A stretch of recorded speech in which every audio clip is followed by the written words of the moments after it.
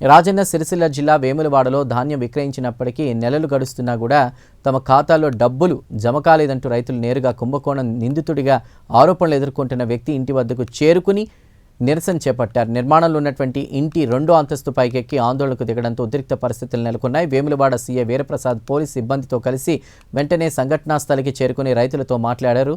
ఆందోళన విరమించాలని కోరారు.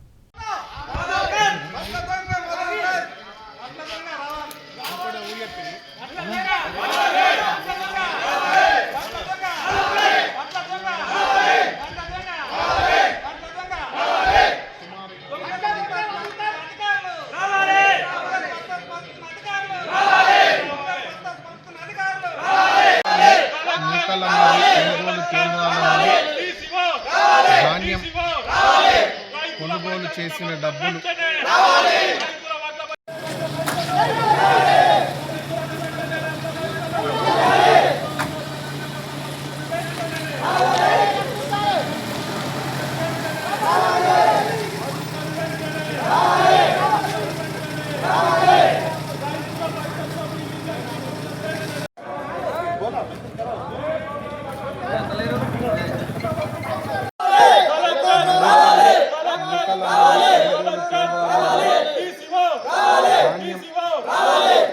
కొనుగోలు చేసిన డబ్బులు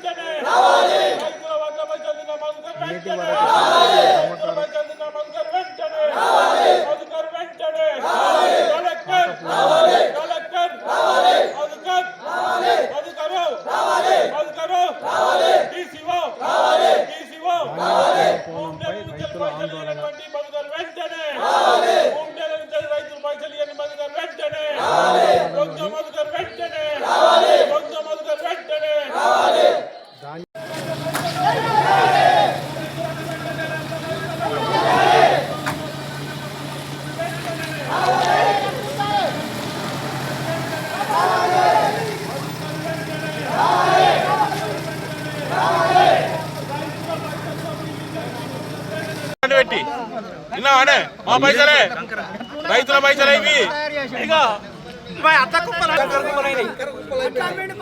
ఏ ఘోరం అంటే ఘోరం ఇటువంటి ఘోరం ఎన్నడూ జరగాలి.